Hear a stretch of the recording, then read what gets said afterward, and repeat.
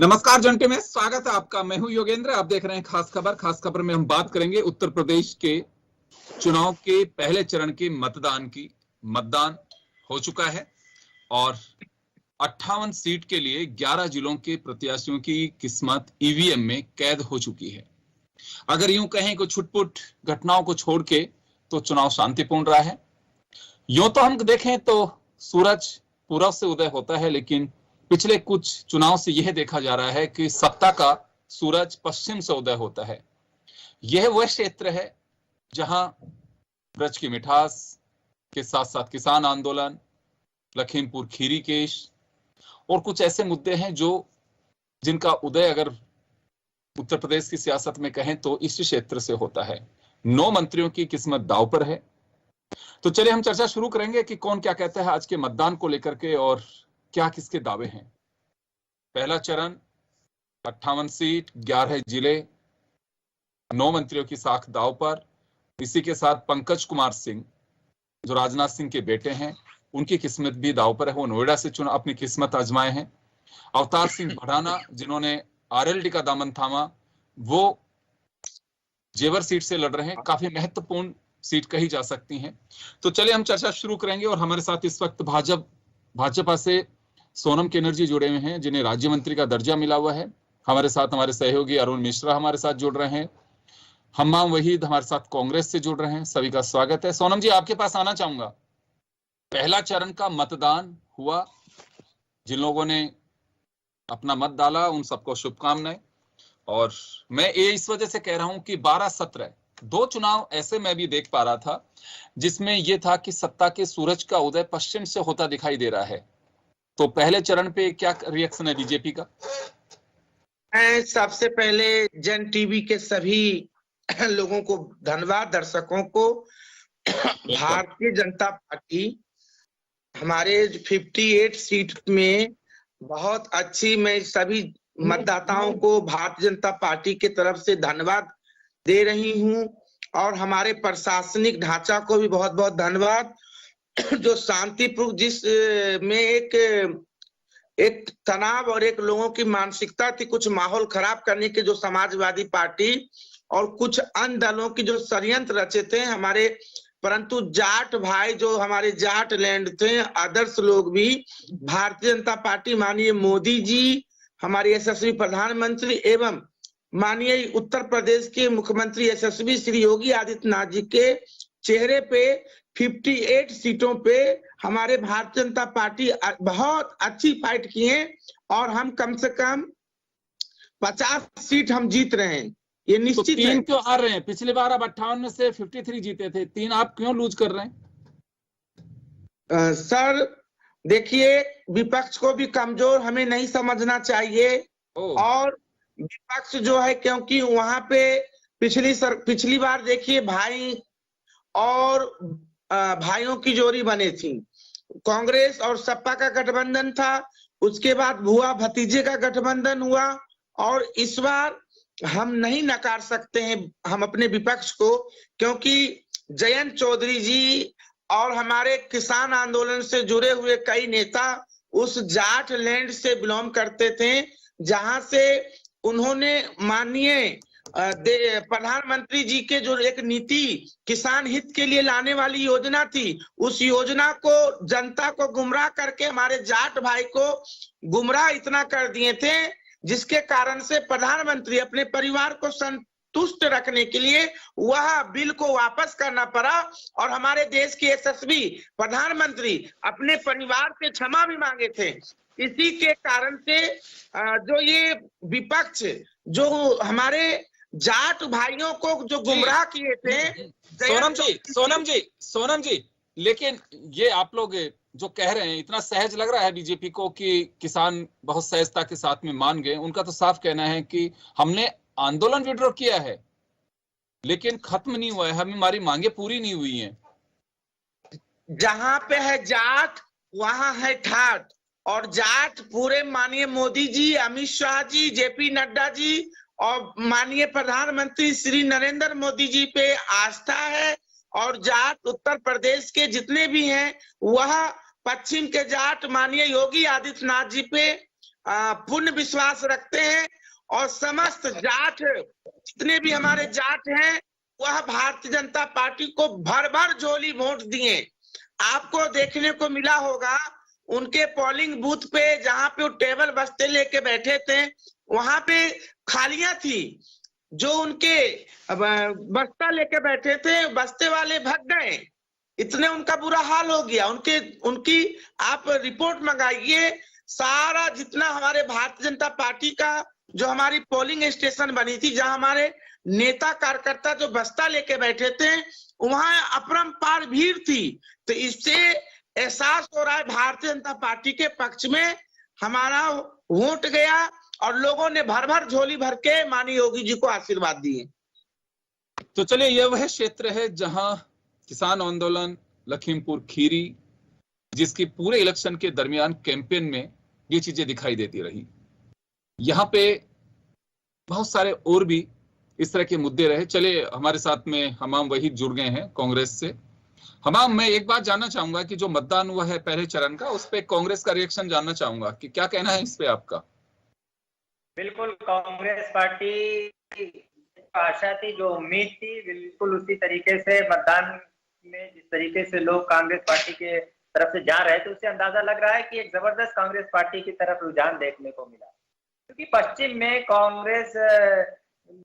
में जो किसान है जिसे भारतीय जनता पार्टी ने सबसे ज्यादा ठगा और किसानों के सामने नाराजगी थी और ऐसा लग रहा था वो नाराजगी आज चुनाव के दिन सामने आई है और कांग्रेस पार्टी सबसे ज्यादा किसान के मुद्दों को लेकर लड़ा है। और हमारा घोषणा पत्र जो जारी किया गया उसमें भी हमने किसानों की कर्जा माफ करने से लेकर किसानों को मजबूत करने की पूरी तरीके से हमारे पास प्लानिंग है, ठोस उसका इंतजाम किया गया था। इसलिए जो हमें आशा थी, उम्मीद थे, उस तरीके से ये चुनाव परिणाम के जो हुए हैं उसमें ये साफ है कि कांग्रेस पार्टी के प्रत्याशी को जबरदस्त सपोर्ट मिल रहा है। चलिए, अपने अपने सबके दावे हैं और कांग्रेस अपना दावा कर रही है। समाजवादी पार्टी से जब हमारी बात हुई तो उनका साफ कहना है कि इसमें कोई संशय ही नहीं है।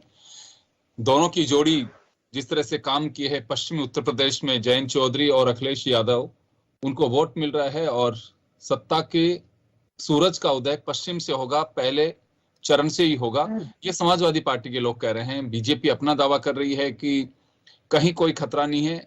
उनके पार्टी के नेता और प्रधानमंत्री नरेंद्र मोदी और योगी आदित्यनाथ के नाम पर उन्हें वोट मिले हैं। तो चलिए, मैं एक बार वापस सोनम जी का रुख करना चाहूंगा। सोनम जी, मैं एक बात जानना चाहूंगा कि पूरे अगर इस कैंपेन में हम देखें तो विकास का जो एजेंडा था वो सेकेंडरी मुझे नजर आया, यानी कि बाद में। पहले दूसरे मुद्दे जिसे पोलराइज करने की कोशिश की गई, आप लोगों ने तुष्टीकरण का आरोप लगाया और आपके जो विरोधी दल हैं उन्होंने इसे पोलराइज करने की कोशिश पर कहा कि हिंदू मुस्लिम में बांट करके चुनाव जीतना चाहती है बीजेपी। ये भारतीय जनता पार्टी, हमारी भारतीय जनता पार्टी सबे हिताय सबे सुखाय, सबका साथ और सबका विकास, जो ये आरोप है यह आरोप तथ्यहीन है। और भारतीय जनता पार्टी जितना विकास 5 सालों में किए, ये दंगा फसाद का काम तो समाजवादी पार्टी की आचरण में है। और 5 साल में उत्तर प्रदेश राज्य को जिस प्रकार से एक भय का प्रदेश बना दिए थे, क्राइम का प्रदेश बना दिए थे, आज हमारा उत्तर प्रदेश राज्य राम राज की ओर स्थापित हो गया। माननीय योगी आदित्यनाथ जी इतना राज है इसमें होती है, हाथरस जैसी घटना होती है, राम राज में इसी तरह की सरकारें होती है। मतलब जो इतने 700 दंगे हुए पर डे, कभी न कभी कोई घटना होती थी। उत्तर प्रदेश में कानून राज है, उत्तर प्रदेश में कानून राज के ऊपर उत्तर प्रदेश की 25 करोड़ जनता का आशीर्वाद माननीय योगी आदित्यनाथ जी को है। और हमारे कांग्रेस के साथी कह रहे हैं, तो आपसे मैं कह रहे हैं आप राजस्थान की ओर ध्यान दे दीजिए, यहाँ झूठी घोषणा ना करिए। राजस्थान में आपकी सरकार है, गहलोत सरकार जी की, और अगारी सरकार है महाराष्ट्र में, कुछ वहां पे भी ध्यान दे दिए होते तो वहां के हमारे किसान भाई आज खुशहाल हो जाते। उत्तर प्रदेश के किसान माननीय श्री योगी आदित्यनाथ और उत्तर प्रदेश रैली निकाली जाती है। भाई जी, मैं एक बोलिए, मैं आ रहा हूँ आपके पास में, एक बार मैं लौट रहा हूँ आप लोगों के पास में। अरुण मिश्रा जी हमारे साथ जुड़े। अरुण जी, आप सुन पा रहे हैं मुझे? जी अरुण जी, पहले चरण को लेकर के देखिए, हर पार्टी का अपना दावा है और दावा कोई भी कर सकता है, लेकिन ये जनता ने तय किया है कि किसने किसको वोट डाला है, और ये 10 मार्च को जब हम चर्चा कर रहे होंगे तो ही पता लग पाएगा। लेकिन पहले दौर के मतदान को आप किस तरह से देखते हैं? क्या रिएक्शन है इस पर आपका?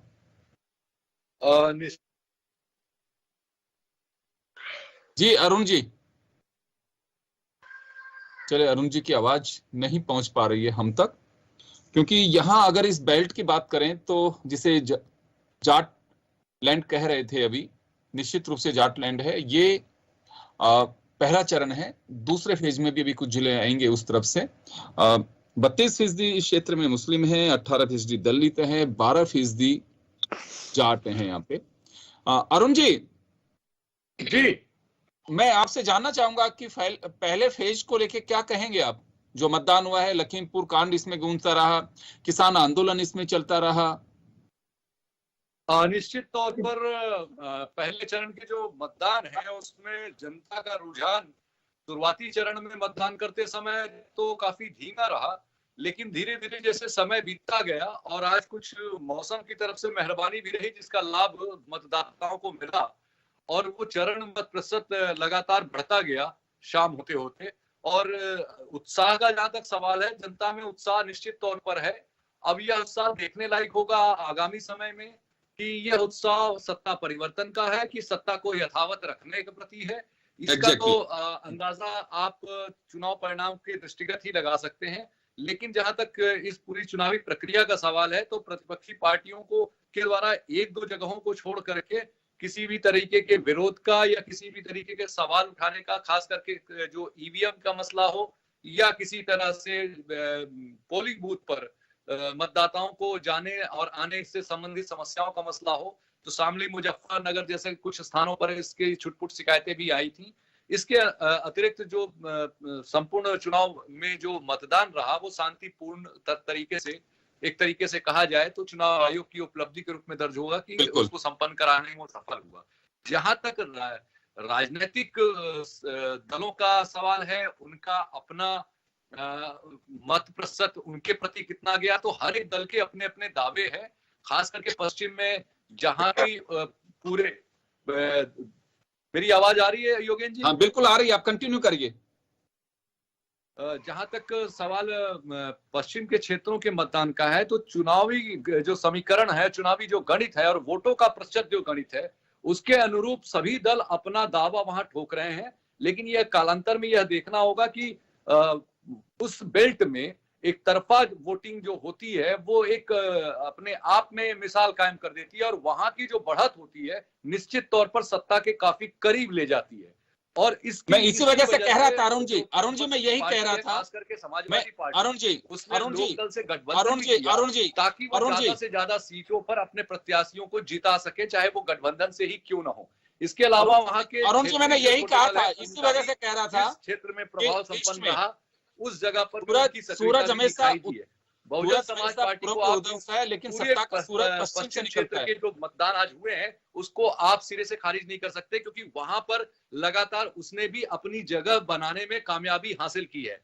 देखना यह होगा कि भारतीय जनता पार्टी अपने पूर्व की सीटों को किस हद तक दोहरा पाती है, क्या उससे वह आगे जा पाती है, क्योंकि सबसे बड़ी चुनौती सत्ता पक्ष के लिए होगी कि वो अपने सीटों को कितना बढ़ा पाती है। ठीक इस दौरान एक तरफ जहां किसान आंदोलन की बात हो, चाहे किसानों से संबंधित समस्याओं की बात हो, दूसरी तरफ सरकार के दावे हो कि हमने किसानों की समस्याओं के समाधान किए, गन्ना किसानों का भुगतान किया और किसान बिल जैसे जिस पर आपत्तियां थी उसे वापस किया। देखना यह होगा कि जनता का रुझान किधर जाता है। अरुण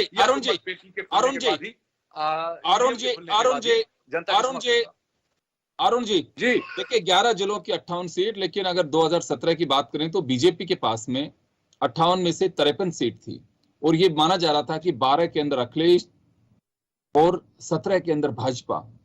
बेशक सूरज पूर्व से उदय होता हो, लेकिन सत्ता का सूरज जो है पश्चिम से निकलता है, ये अक्सर माना जा रहा है, ये देखा जा रहा है, क्योंकि 136 सीट में से 109 सीट पर विजयी हुई थी भाजपा, एक बड़ा कंट्रीब्यूशन था पश्चिम उत्तर प्रदेश के जिलों का। तो अब यहाँ आपने सही कहा कि अब ये एक तरफा वोट मिला है कि नहीं मिला है, ये 10 मार्च ही तय कर पाएगा जब रिजल्ट बाहर आएंगे। लेकिन तो बेशक कुछ भी कहा जाए, हम इस बात के लिए वहां के मतदाताओं को थैंक्स देंगे, बड़े शांतिपूर्ण तरीके से मतदान संपन्न हुआ है। क्योंकि उत्तर प्रदेश को लेकर के कहा जाता है कि इन सब घटनाएं हो जाती हैं, वहां सरपंच के चुनाव में ही लोग आमने सामने होते हैं, लेकिन बहुत ही सौहार्दपूर्ण तरीके से इलेक्शन हुआ। हर दल ने अपनी ओर से पूरी ताकत जो की है, ये कोई नहीं कह सकता है कि हमने कोई कोर्स कसर छोड़ी है, बिल्कुल नहीं है। जम के पसीना बहा है, नोटों का तो मैं नहीं कह सकता, लेकिन पसीना खूब बहा है, ये मैं अक्सर देखता था कि किस तरह से चुनाव लड़ा गया। मैं वापस आप लोगों के पास में लौटूंगा, एक बार हमाम वहीद के पास में जाना चाहूंगा। वहीद साहब, ये जो बेल्ट है, ये कांग्रेस का गढ़ तो मैं बिल्कुल नहीं कह सकता इसे, लेकिन 2022 का जो चुनाव है बहुत सारी चीजें तय करेगा। क्योंकि प्रियंका गांधी ने भी काफी ताकत लगाई है यहाँ पे, और समाजवादी पार्टी और आरएलडी के गठबंधन ने भी लगाई है, बीजेपी ने भी अपनी, क्योंकि बीजेपी के सामने सबसे बड़ी चुनौती 53 सीट की है। 53 सीट 58 में से बीजेपी के पास में है। लेकिन हम ये नहीं कह सकते या इससे किनारा नहीं कर सकते कि हमारे पास में खोने के लिए कुछ नहीं है, क्योंकि हर व्यक्ति पाने के लिए ही दौड़ में शामिल होता है। निश्चित तौर पे भारतीय जनता पार्टी के लिए, चाहे वो पश्चिम हो चाहे पूरब, हर जगह से भाजपा साफ हो रही है। क्योंकि भाजपा ने जो प्रशासन तंत्र और जो बढ़ती हुई महंगाई, किसानों के साथ लगातार अत्याचार, कोई एक विषय नहीं है जिस विषय पे भारतीय जनता पार्टी जनता से ये जिसने वादा किया था उस वादे पे खड़ा उतरने का काम किया हो। लगातार किसानों को कुचलने का काम किया है। और ये जो पश्चिमी वाला इलाका है, यहाँ पे किसान रहते हैं और 1.5 साल तक लगातार दिल्ली की सरहद पे किसान बैठे रहे, 700 से ज्यादा किसान शहीद हो गए। तो आज किसानों को बदले लेने वाला दिन है। किसानों के पास आज अपनी मत शक्ति का अधिकार का दिन है। आज किसान भारतीय जनता पार्टी को सबक सिखाएगा, क्योंकि भारतीय जनता पार्टी को इसी किसान 2017 में बहुमत मिला और उस बहुमत का आपने विश्वासघात किया। भारतीय जनता पार्टी की सरकार ने विश्वासघात किया और कांग्रेस पार्टी पहले दिन से 2017 से लगातार जनहित के मुद्दों को, किसानों के लिए भी आप चिंतित होइए। भारतीय जनता पार्टी की ये झूठी जो झूठे आंकड़े वाली सरकार है, उसकी खोल खोल के रख दी। भाजपा ने 5 साल में कुछ काम किया नहीं। 10 मार्च जनता पार्टी की जनता जवाब के लिए तो काम करते हैं, उनका झोला भरने का काम किया।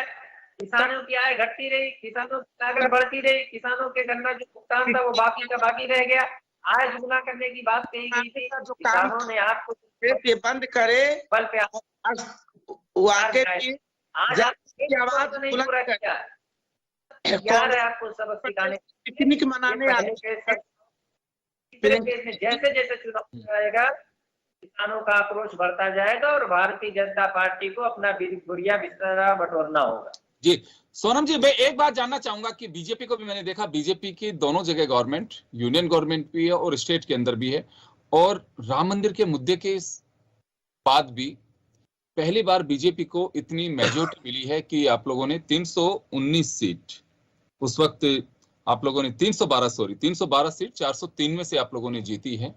लेकिन उसके बावजूद भी मंच पे आप लोगों को गैर विकास के मुद्दों का भी सहारा लेना पड़ा।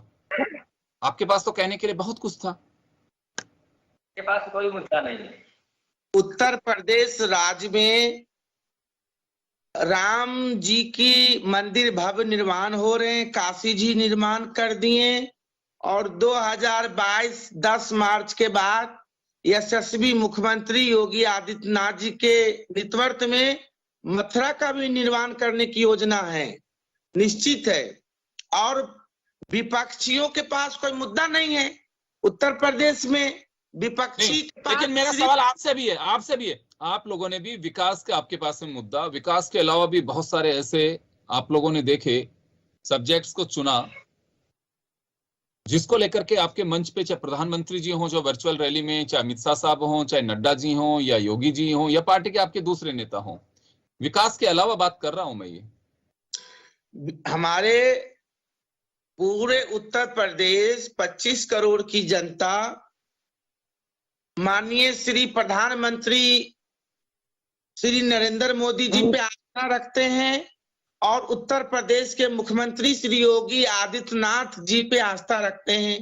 यही हमारा प्रोजेक्ट है, यही हमारा मुद्दा है। और उत्तर वापस आ रहा हूँ सोनम जी, वापस लौटूंगा आपके पास में। अरुण जी, आप सुन पा रहे हैं मुझे? जी। यहाँ अरुण जी, एक बात कोट करना लाजमी होगा कि आपने भी देखा होगा पूरे इलेक्शन कैंपेन के दरमियान, चाहे वो प्रधानमंत्री जी हों, चाहे योगी जी हों, चाहे नड्डा साहब हों, या फिर अमित शाह जी हों, दूसरे नेता हों, विकास के अलावा भी बीजेपी ने बहुत सारे ऐसे इश्यू हैं जिन्हें चुना। इसकी वजह क्या है कि बीजेपी विकास के एजेंडे के अलावा दूसरे मुद्दों पे भी फोकस करना चाहती है? योगेन जी, उत्तर प्रदेश के राजनीति या कह लें चुनावी धरातल के, यथार्थ के धरातल की कड़वी जो सच्चाई है वह यह है कि विकास का मुद्दा वो चाहे किसी भी दल की सरकार हो, वो उठाती जरूर है कि हमने ये विकास कार्य किए वो 4.5 साल तक, लेकिन जब चुनावी मौसम आता है तो जैसे दाल में तड़का लगाया जाता है और उससे दाल का स्वाद बढ़ा दिया जाता है। तो ये जो तड़के की फसल है हर चुनाव में आपको चुनाव के आसपास देखने को मिलेगी, और वो किसी एक दल की तरफ से नहीं होगी। हर दल के अपने मोटिव और एजेंडे हैं। अगर कोई दलित में जागृति लाता है तो कोई पिछड़ों का मसीहा बनता है, तो कोई मुस्लिम समुदाय को आकर्षित करना चाहता है, तो कोई हिंदूवाद की विचारधारा को लेकर के सतह पर आ जाता है। तो निश्चित तौर पर हर दल अपने अपने वोट बैंक को साधने के लिए, जिनको वो अपना आधारभूत वोट बैंक मानता है, उनके लिए नए नए मुरब्बे चाशनी में लपेट करके तस्तरी में पेश किए जाते हैं। उसी तरीके से भारतीय जनता पार्टी का जो मोटिव और एजेंडा है सत्ता के करीब पहुंचने का, तो विकास के दावे तो सरकार उनकी थी तो उनको दावे विकास के करने होंगे और उनकी प्रस्तुति भी जनता के सामने करनी होगी। जनता उसके प्रति अपना उत्तरदायित्व या कह सकते हैं उत्तर वो देगी वोट के दौरान। लेकिन उसमें ये तड़का कहां से लगाया जाए, तो निश्चित तौर पर उसके लिए काशी, मथुरा और उसके साथ अयोध्या है, उसके साथ मुजफ्फरनगर, उसके साथ कैराना जैसी जगहों के मसले हैं। और दूसरी तरफ अगर आप देखें तो इटावा, मैनपुरी, कन्नौज, फर्रुखाबाद, एटा, जलेसर, आगरा, मथुरा, ये जो बेल्ट है वो एक यादव मुस्लिम बाहुल्य बेल्ट है। तो वहां यादव मुस्लिम कैसे गठजोड़ बन जाए और कैसे हम सत्ता के समीकरण तक पहुंचे, ये एक दाल में एक तरीके से बघार डालने का काम या छौंका डालने का काम एक पार्टी का अपना जो वोट बैंक आधारभूत है उसको साधने का काम वो करती है। पश्चिम में बहुजन समाज पार्टी जाटो समुदाय को आकर्षित करने का काम करती है, उसके साथ अन्य समुदाय को जितना जोड़ सकती है उसका वो प्रयास करती है। रह गया सवाल वहां पर मूलभूत जाट और गुज्जर का सवाल, तो निश्चित तौर पर इनके वोटों का ध्रुवीकरण किधर होता है, यह आज के जितने भी 58 सीटें चुनाव में वोट पड़े हैं उसका काफी कुछ हद तक इस पर असर पड़ेगा। और इसकी गंभीरता को देखते हुए ही प्रधानमंत्री नरेंद्र मोदी और योगी की रैली भी सहारनपुर, जो पश्चिम से सटा हुआ जिला है, वहां आयोजित की गई। निश्चित तौर पर एक बड़ा संदेश देने का प्रयास सत्ता पक्ष की तरफ से किया गया है।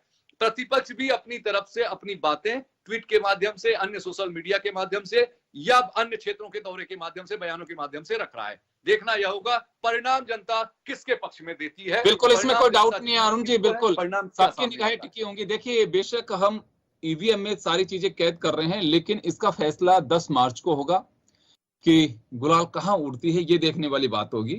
क्योंकि होली का अवसर और तमाम जो इस तरह की चीजें होती हैं वो सेलिब्रेशन उसी तरह से जोड़ दिया जाता है, क्योंकि बड़ा रोचक मुकाबला है। और मुकाबले के बीच में अब क्या स्थितियां बनती है, यहाँ सबसे बड़ी बात एक और होगी, जैसे अरुण मिश्रा जी ने कहा कि सोशल इंजीनियरिंग का फार्मूला सबने अपनाने की कोशिश की है। उसके अलावा हम विकास के एजेंडे पे कितना आगे बढ़ सकते हैं, कि दूसरा मुद्दा कितना हमारे लिए फर्टाइल हो सकता है। वो इस वजह से मैं कह रहा हूं कि हर राजनीतिक दल ने अपनी ओर से कोशिश की है कि हम चाहे पोलराइज भी करना हो तो पोलराइज भी कर सकते हैं। अगर किसी के गड़े मुर्दे अगर निकालने हैं तो हम उन्हें भी बाहर निकाल सकते हैं। बहुत सारे ऐसे मुद्दे हैं जिनको लेकर के उत्तर प्रदेश के पहले चरण के चुनाव के दरमियान इन बयानबाजी को चरम पर रखा। विपक्ष की ओर से जैसे मैं कह रहा हूं कि खीरी कांड जो है वो लखीमपुर, किसान आंदोलन और दूसरे जो केसेस हुए हैं जहां पे उनको लेकर के हमलावर रहे हैं। लेकिन बात सही है कि अभी देखना होगा कि हमारे यहाँ पे राजस्थान में अक्सर कहा जाता है कि ऊंट किस करवट बैठता है और किसकी झोली सत्ता की सीटें जाती हैं। लेकिन चुनौती बीजेपी के सामने बड़ी है, क्योंकि 58 में से 53 सीट इसी क्षेत्र से बीजेपी के खाते में है, और वो बीजेपी बचा पाती है कि नहीं बचा पाती है। कुछ लोगों के टिकट काटे, कुछ लोग शामिल हुए नए, उन लोगों पे दांव खेला जा रहा है। 9 अपने मंत्री उतारे गए हैं, क्योंकि ये टाइम जो है, हर पार्टी ने अपने चेहरों को बदलने की कोशिश की है। क्या उस पर कोई दांव लग सकता है? और कई मर्तबा ऐसा होता है कि इसमें पार्टी का जो ये प्रयास होता है या एक प्रयोग होता है, वो सफल भी हो जाता है, और कई बार हमें मुंह की भी खानी पड़ती है। तो ये वाली स्थिति है। चलिए एक बार मैं वापस हमाम वहीद के पास में जाना चाहूंगा। वहीद साहब, ये जी मैं एक बात रखना चाह रहा था। जी मैंने पूरे परिप्रेक्ष्य में कांग्रेस के विषय में जिक्र नहीं किया था, मैं उसका भी 2 लाइन में उल्लेख करना चाहता हूं कि आप ये देखेंगे कि सोशल इंजीनियरिंग का फार्मूला है, या कह सकते हैं आपकी दाल का जो तड़का है, इसी को लगाने में कांग्रेस विगत 27 सालों से पिछड़ गई है उत्तर प्रदेश में। वो पूरी दाल खाने के प्रयास में लगी हुई है, लेकिन उसके हाथ में 27 सालों से सत्ता की दूरी ही हाथ में उसके आ रही है। उसकी वजह ये है कि यहाँ पे सोशल इंजीनियरिंग का फार्मूला, या जो सत्ता के समीकरण में जो वोट का गणित है और जातिगत समीकरण है और ध्रुवीकरण का जो गणित है, वो निश्चित तौर पे जो अन्य विपक्षी दल हैं कांग्रेस के, उन्होंने अपने अपने हिस्से में बांट रखा है, और हर एक के हिस्से से थोड़ा थोड़ा पाने का प्रयास कांग्रेस करती है, लेकिन उस स्तर पर वो सफलता प्राप्त वो नहीं कर पाई है कि निश्चित तौर पे उसे कहा जाए कि सैकड़े के आंकड़े तक वो आगामी चुनाव में पहुंच पाएगी या नहीं, इस पर संशय बना रहता है। तो ये कांग्रेस की पृष्ठभूमि है कि वो सभी एक तरीके से सोशल इंजीनियरिंग कह लीजिए, सांप्रदायिक ध्रुवीकरण कह लीजिए, या अन्य विषय कह लीजिए। चलिए समय का मैं अरुण जी समय का अभाव में हमाम वहीद के पास और एक बार सोनम जी के पास जाना चाहूंगा। एक सवाल लूंगा इन लोगों से मैं। हमाम साहब, आपके पास आना चाहूंगा। आप सुन पा रहे हैं मुझे? जी। अभी अरुण मिश्रा जी को आपने सुना, हमारे सहयोगी हैं, उन्होंने काफी कुछ कहा, और सोशल इंजीनियरिंग को हम लोगों ने एक बेस बनाया। हर राजनीतिक दल उस पर एक्सरसाइज कर रही है। हमें ऐसा लगता है कि करके शायद टिकट दिए जाते हैं, बेशक हम कहें कुछ भी, करें कुछ भी, लेकिन यह इलेक्शन ऐसा रहा कि आप लोगों ने किसी से गठबंधन नहीं किया इस चुनाव में, और कांग्रेस ने तमाम सीटों पर अपने प्रत्याशी उतारे। लेकिन गठबंधन है अंदर ही अंदर सर, इनका गठबंधन अंदर से सपा के साथ है जी, बाहर नहीं है। बाहर तो ये लोग एक दूसरे के सामने मिल रहे हैं, बाय बाय कर रहे हैं, पर गठबंधन है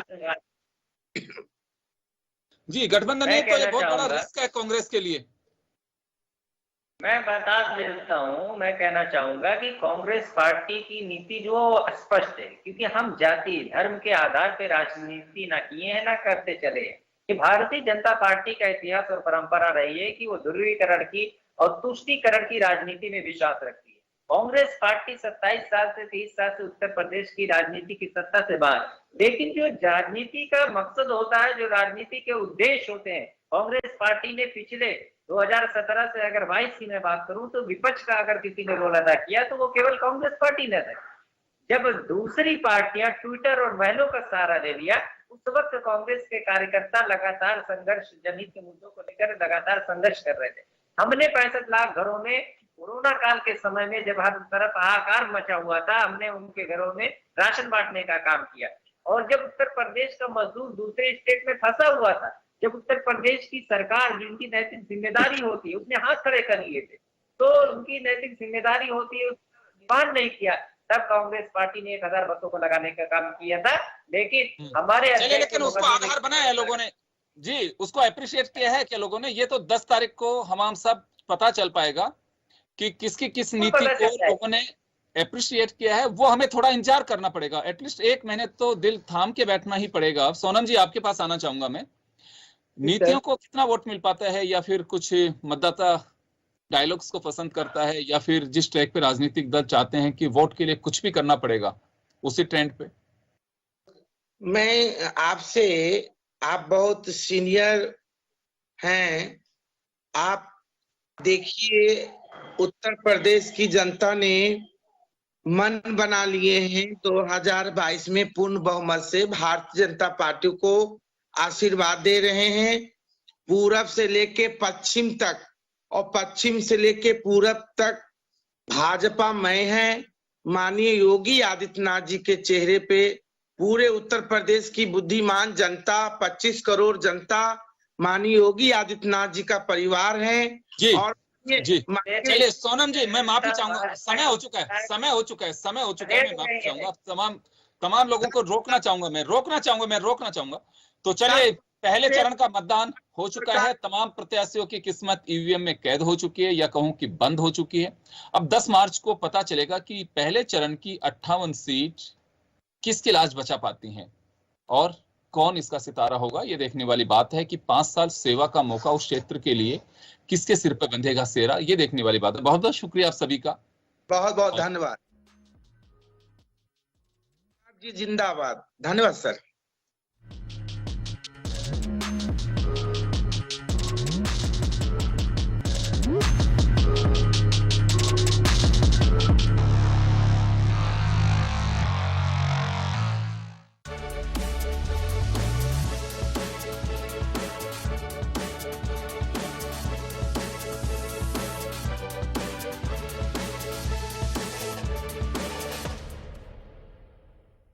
जन टीवी की लेटेस्ट अपडेट पाने के लिए हमारे चैनल को जरूर सब्सक्राइब करें और नोटिफिकेशन पाने के लिए बेल आइकॉन दबाएं।